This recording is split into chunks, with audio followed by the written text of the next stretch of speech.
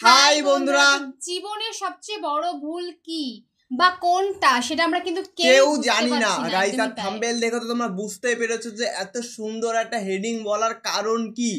কেন আজকের ওয়াচটি গাইস খুবই একটা ইমোশনাল একটা ওয়াচ হতে চলেছে। একদমই তাই। মানে প্রথমে এত মানে এরকম একটা হেডিং বললে তোমরা ভাবে কি না কি, কিন্তু সবার প্রথমে কিন্তু জানতে হবে যে কেন বললাম। তো সবার প্রথমে আজকে টাইটেলটা অবশ্যই গাইস, তো আজকে টাইটেলটি হলো কবরের প্রথম ঘন্টা কেমন হবে গাইস। তো নতুন ওয়াজ, এটি আনিসুর রহমান হুজুরের একটা ওয়াজ হতে চলেছে আজকে। প্রথম ঘন্টাটা কেমন হবে তো সেটাই আজকে আমরা শুনতে চলেছি, যে প্রথম ঘন্টা অনুভূতিটা কেমন হবে সেটা আমরা সেই আমাদের মানে প্রিয় হুজুরের গলা দিয়ে আজকে শুনবো। একদমই তাই। মানে এটা এমন একটা ব্যাপার যেটা শুনলে কিন্তু গা শিউরে ওঠে, কিন্তু একদম মানে তোমরাও বলবে আমরাও বলবো। তো অবশ্যই আমাদের জানা কিন্তু উচিত মানে কোন জিনিসগুলোর জন্য এটা হতে পারে বা কেমন কি হবে, সমস্তটা কিন্তু এই ভিডিওর মাধ্যমে আমরা জানতে পারবো।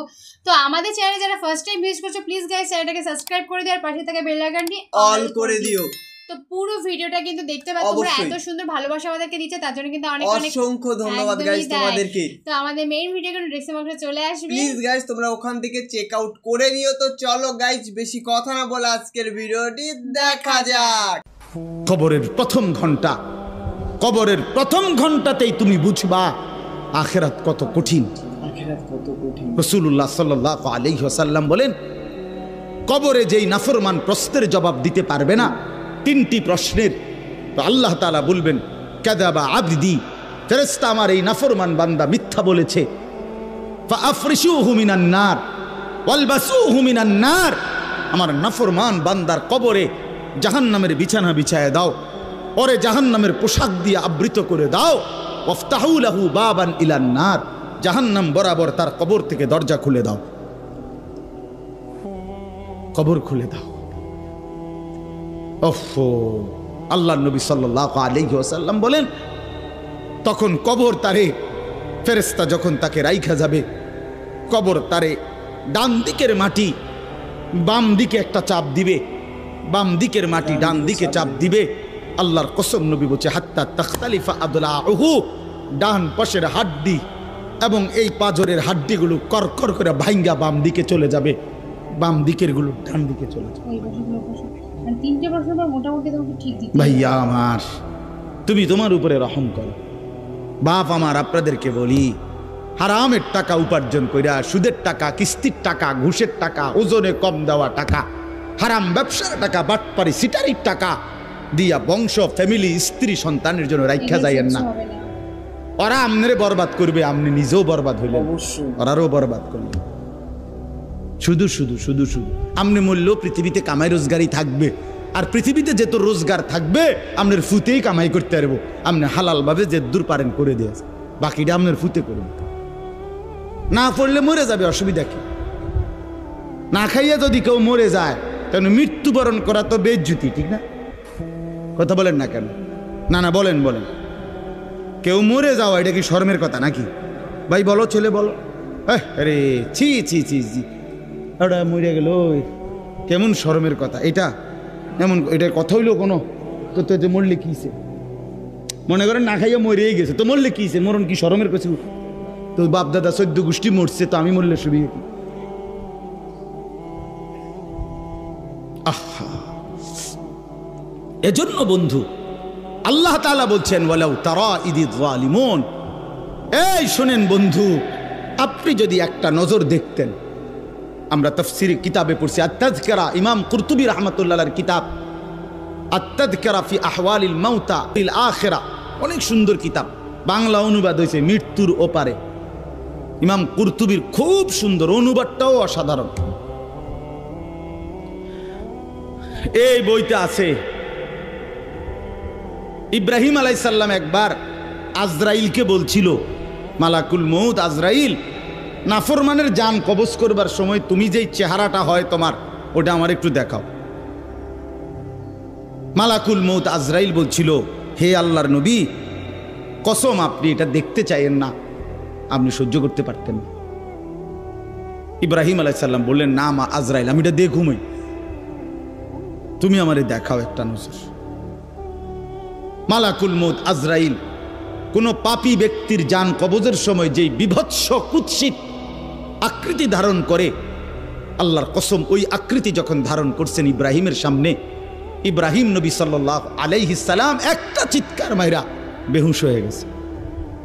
লম্বা সময় পরে যখন হুঁশ আসছে, তো আমি নিজে পড়ছি কিতাবে, আরবি কিতাবে, ইব্রাহিম আলাইহিস সালাম আল্লাহকে বলছে, আয় আল্লাহ, আপনার জাতের কসম মাওলা, কোন নাফরমান পাপী তার কবরের আযাব, আখিরাতের আযাব, জাহান্নামের আযাব কিছুই লাগবে না, শুধু মালাকুল মউত আজরাইলের এই বিভৎস দৃশ্য যদি সে একবার দেখে, তো তার ৬০ বছরের নাফরমানির শাস্তির জন্য এটাই যথেষ্ট।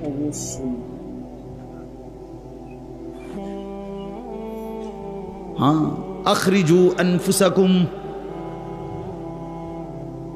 এখানেও আল্লাহ তাআলা এই কথাটা বলছে, ফালাউলা কাল্লা ইদা বালাগাতিত তারাকিয়া। আল্লাহ তাআলা বলেন, কখনোই না বান্দা, অর্থাৎ কোনোভাবেই থামাইতে পারবে না, ইদা বালাগাতিত তারাকিয়া, প্রাণ যখন, রূহ যখন কলিজা থেকে ছিঁড়ে ফেরেশতা মালাকুল মউত টান মারবে, যখন কণ্ঠনালীতে পৌঁছে যাবে, তখন আর কোনো নাফরমান, কোনো তওবা, কোনো ইস্তিগফার, কোনো চিৎকার, কোনো ঝাড়, কোনো ফুক, কোনো ডাক্তার, কোনো কবিরাজ, কোনো বৈদ্য, কোনো কিছু দিয়েই আর নিজেকে ফেরাইতে পারবে না। ইদা বালাগাতিত তারাকিয়া, যখন কণ্ঠনালীর মধ্যে ফেরেশতা টান দিয়ে বের করে ফেলবে রূহ, কলিজা থেকে, কলব থেকে রূহকে টেনে ধরবে, যখন কণ্ঠনালীতে চলে আসবে, ওয়াকিলা মান রাক, আশপাশের সকলেই তখন বলবে, এই ব্যক্তি যে ছটফট করতেছে, তারে এখন কোন কবিরাজ দিয়া ঝাড়াবে? সবাই ডাক্তার, কবিরাজ, বৈদ্য, ওজা খুঁজবে, দেখো না কার কে পরিচিত আছে, ডাকো, আরে বাঁচাইবার চেষ্টা করো। ওয়ান্না আন্নাহুল ফিরাক, আল্লাহ বলে, কিন্তু ওই ব্যক্তি ঠিকই বুঝে ফেলেছে আজকে তাকে নিশ্চিত এই পৃথিবী থেকে বিচ্ছিন্ন হতে হবে। আত্মীয় স্বজন তারা যদিও ডাক্তার কবিরাজের জন্য চিল্লাচিল্লি করছে, কিন্তু লোকটা নিজেই বুঝে ফেলবে আন্নাহুল ফিরাক, তাকে এখন এই দুনিয়ার মায়া থেকে বিচ্ছিন্ন হইতেই হবে, কারণ মালাকুল মউত তো রূহটা ছিঁড়া ফেলছে, কলিজা থেকে টান দিয়া ফেলছে, আর তো ফেরত যাবে না, আর তো ফেরত যাবে না।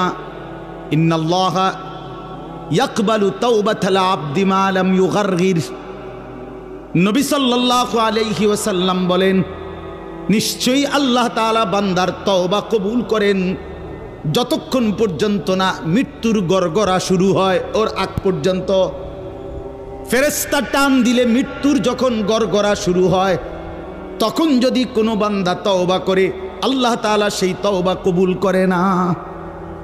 এবার দম টানে, একেবারে সোজা হইয়া গেছে। এই সময় হুজুর আনছে 200 টাকা দিয়া, হুজুর আব্বারে গদ্দুর বেহেশত বুঝ কইরা দেন, তওবা ভরাইয়া দেন, তওবা, এই সারা জিন্দিগির সিটারি বাটফারির তওবাটা এই 200 টাকা দিয়া আব্বারে মিল কইরা দেন। হ্যাঁ, বেহেশত দিয়া দিব, বেহেশত হুজুরের আব্বার সম্পত্তি। হ্যাঁ, কথা বলেন না কেন? বেহেশত হুজুরের বাপের সম্পত্তি এটা। তো এটা কি ধরনের তওবা, কিসের তওবা এটা? এই ব্যাটার তো কোনো এহসাসে নাই। আরে বোঝেন নাই আমার কথা, তার তো কোনো অনুভূতিই নাই, হে তো লড়েও না, বুঝেও না, হে তো জানে না কিসের করছে, কি করতেছে। আল্লাহ তাআলা বলছে, ওয়াল্লাযীনা ইযা ফাআলু ফাহিশাতান আও যালামু আনফুসাহুম যাকারুল্লাহ ফাস্তাগফারু লিযুনুবিহিম।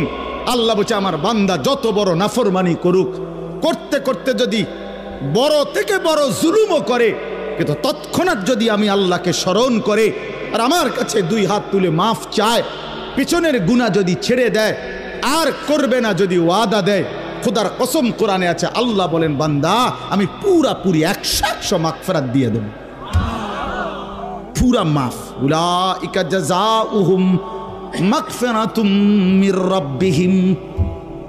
যখন তোমার বুঝ ছিল তখনই তুমি তওবা করছিলা, ঠিক আছে, কিন্তু যখন মৃত্যুর যন্ত্রণা শুরু হয়ে যায় তখন আর তওবা কবুল হয় না। ওয়ালাইসাতিত তাওবাতু লিল্লাযীনা ইয়ামালুনাস সাইয়্যাত হাত্তা ইযা জাআ আহাদাহুমুল মাউতু ক্বালা ইন্নী তুবতুল আন। এই যে কোরআন শরীফের আয়াত। আল্লাহ বলেন ওই ব্যক্তির তওবা নয়, পুরা জিন্দেগি নাফরমানি করেছিল, অতঃপর যখন মৃত্যুর সময় আসলো, আজরাইল উপস্থিত হলো, এখন বলতেছে আমি আল্লাহ এখন তওবা করলাম। আল্লাহ বলে না বান্দা, এমন তওবা হবে না। তাইলে তওবা করবেন কখন? এখন। কখন বাবা? এখন আজ দিমাগ আছে যখন, আকল আছে যখন, বুঝ আছে যখন। আল্লাহ আমাদেরকে বুঝার তৌফিক দান করেন। ওয়ালতাফাতিস সাকু বিসাক, আল্লাহ বলেন নাফরমান তখন ভয়ে আর আতঙ্কে মালাকুল মউত তাকে টেনে বের করছে। আজরাইল এসে সামনে দাঁড়ানোর সাথে সাথে নাফরমান এই পরিমাণ ভয় পেয়ে গেছে। ওয়ালতাফাতিস সাকু বিসাক, দুইটা পায়ের গোসা, মানে পায়ের গোসা বোঝেন না, গোড়ালি নিচের অংশ আর কি, জুতা পরি আমরা যেটা, এই গোসা আল্লাহ বলেন এক গোসার সাথে আরেক গোসা, মানে দুই পাও এইভাবে মিল্লা গেছে। এটা যে একটু নড়াবে, একটু একটার উপর একটা উঠাবে অথবা কদ্দুর সরাবে, ভয়ে আতঙ্কে আল্লাহ বলেন নাফরমান এটাও ভুলে যাও। পাওটা নাড়াবার ক্ষমতাও হবে না। ইলা রাব্বিকা ইয়াউমা ইদিনিল মাসাক, আল্লাহ তাআলা বলেন এই অবস্থাতেই আমি আল্লাহর কাছে ফিরতে হবে। মৃত্যুর ভীষণ বড় যন্ত্রণা হবে। অর্থাৎ এখানে ফেরেশতা প্রথম তো টান দিবে, ফুলের মতো ছিঁড়া ফেলবে। ফুল যেভাবে গাছ থেকে ছিঁড়ে ফেলে, কলিজা থেকে রুহ তো ছিঁড়ে ফেলবে, কণ্ঠনালীর কাছে আটকায়া যাবে। তখন সে বারবার চেষ্টা করবে নিজের রুহ ফেরত নিতে, কিন্তু ফেরত নিতে পারবে না। আল্লাহ তাআলা বলেন মৃত্যুর মারাত্মক সাকরাতুল মউত তখন শুরু হবে, ভীষণ যন্ত্রণায় শরীর পাওটাও নাড়াইতে পারবে না। এই অবস্থাতেই, এই জোরাজুরি টানাটানি অবস্থার মধ্যেই তাকে আল্লাহর কাছে ফিরতে হবে। এবার আল্লাহ শেষ কথা বলে, এবার শুনো বান্দা, এই নাফরমানের মৃত্যু যন্ত্রণা এতটা ভয়ানক কেন হলো এই লোকটার?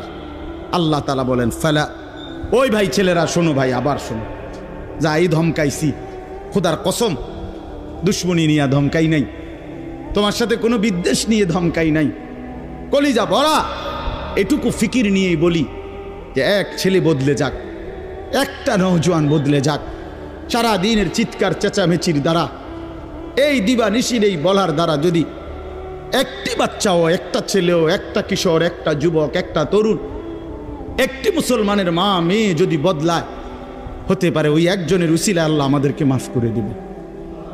এই আশায় ভাইয়া, এই আশায় যুবক ভাইয়া, তোমরা ইসলামের দিকে ফেরা দরকার, তোমরা আল্লাহর দিকে ফেরা দরকার। চারিদিকে সারা পৃথিবী জুড়ে সমস্ত ষড়যন্ত্র ইসলামের বিরুদ্ধে, মুসলমানের বিরুদ্ধে। তোমরা দেখছো ভাইয়া, গাজার মধ্যে মুসলমানের রক্তে ভাসতেছে, ফিলিস্তিনে মুসলমানের রক্তে ভাসছে, আজ আবার লেবাননে মুসলমানের রক্তে জমিন ভেসে গেছে।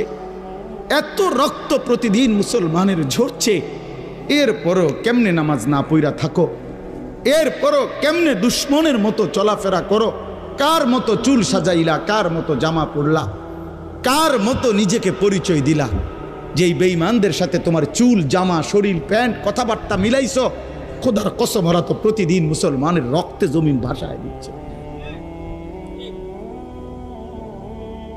প্রতিদিন ভাসায় দিচ্ছে।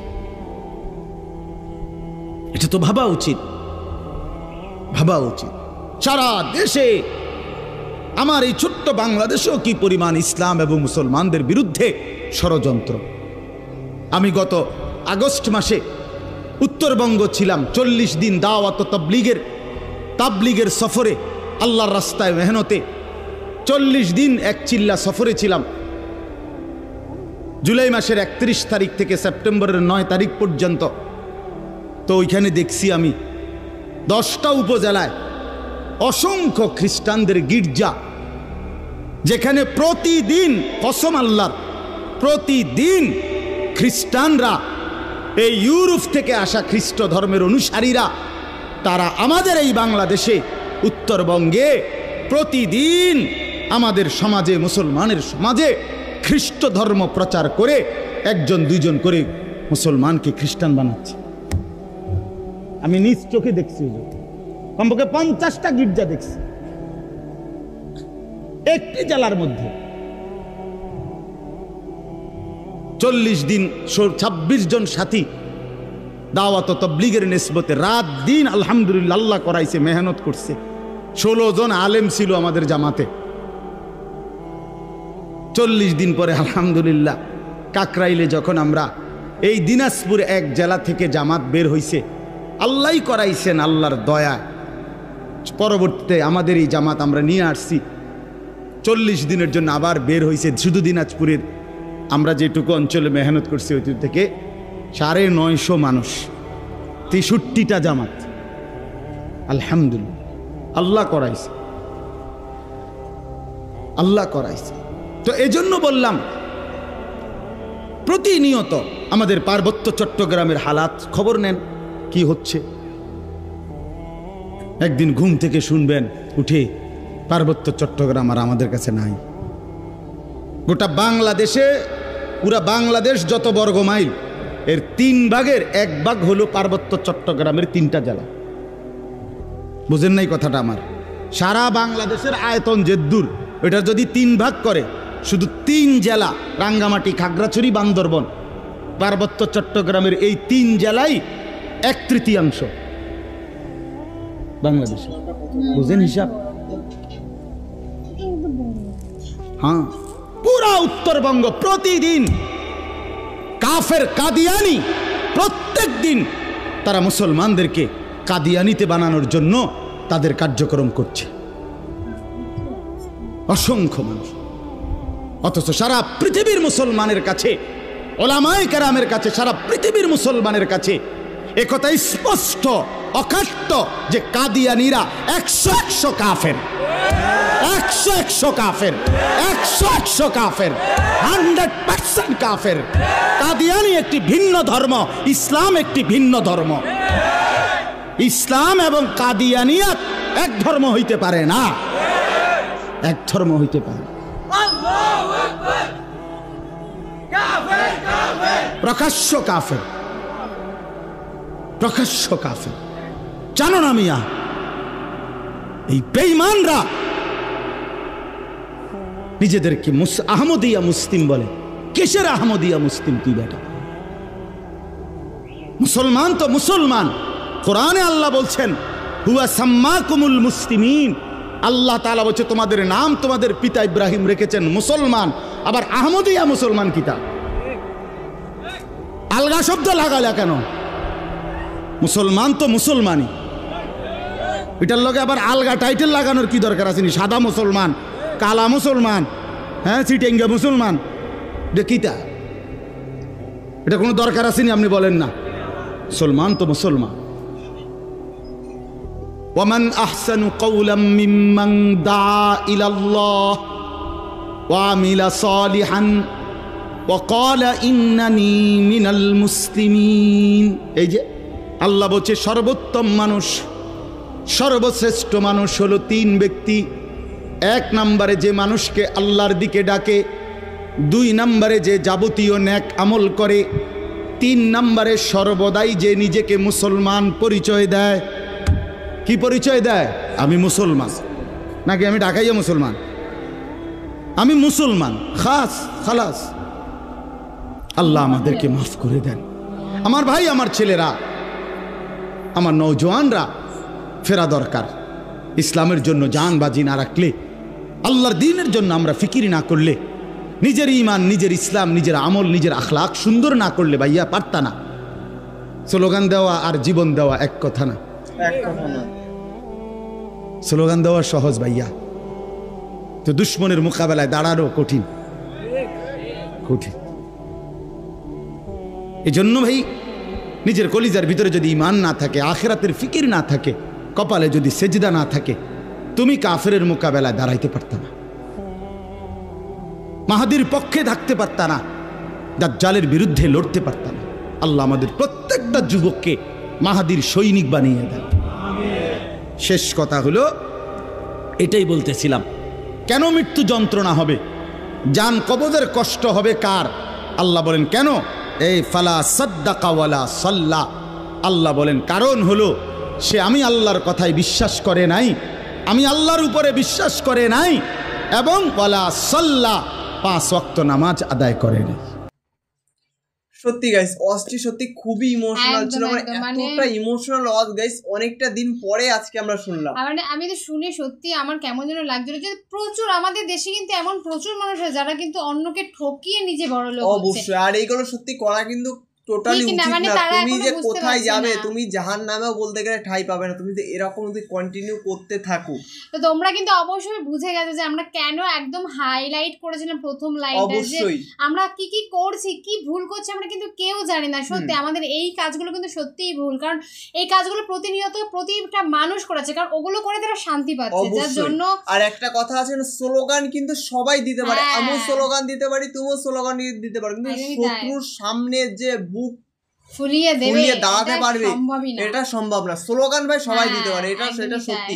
আর আমাদের হুজুরও সেই একই কথা বলে, স্লোগান সবাই দিতে পারে, কিন্তু শত্রুর সামনে যে কেউ কিছু কথা বলতে পারে না। মেইন যেখানে গিয়ে তোমাকে দিতে হবে সেখানে কিন্তু সবাই অবশ্যই অবশ্যই। তো অবশ্যই তোমরা আমাদেরকে জানিও যে এই ভিডিওটা তোমাদের কেমন লাগে, কারণ মানে আমি প্রথমেই বলেছি যে এই ভিডিওটা শুনে তোমাদের গা শিউরে উঠবে। অবশ্যই সত্যি আনিসুর রহমান হুজুরের ভিডিওগুলো সত্যি এতটা ইমোশনাল হয় গাইস, মানে সত্যি মানে একটা অন্যরকম মানে অন্যরকম কি গাইস, চোখ দিয়ে মানে জল চলে আসে ওনার ওয়াজ শুনতে গেলে। তোমরা অবশ্যই আমাদেরকে জানিও, আর তোমরা নেক্সট কি ভিডিও দেখতে চাইছো সেটা আমাদের জানিও। অবশ্যই গাইস কমেন্টে জানিও, একটা কমেন্ট হবে আমাদের নেক্সট ভিডিও, তোমাদের কমেন্ট অনুযায়ী আমরা ভিডিও বানাই। প্লিজ গাইস তোমরা কমেন্ট করো গাইস যে তোমাদের নেক্সট কি ভিডিও দরকার, তো সেই হিসাবে গাইস আমরা ভিডিও নিয়ে চলে আসবো তোমাদের সাথে। আমাদের ভিডিও যদি ভালো লেগে থাকে তবে অবশ্যই তোমরা শেয়ার করো, শেয়ার করলে কারণ তোমরা যেহেতু দেখতে পাচ্ছ আরো বন্ধুরা দেখতে পাবে, অবশ্যই আমাদের ভিডিও করা মোটিভেশন আরো বেশি বেড়ে যাবে। আর এইভাবেই তোমরা সবসময় আমাদের পাশে থাকো আর এইভাবে ভিডিওগুলো দেখতে থাকো। অবশ্যই। তো চলো গাইস নতুন কোনো ধামাকাদার ভিডিওতে তোমাদের সাথে আবার দেখা হবে, আজকের মতন এখানেই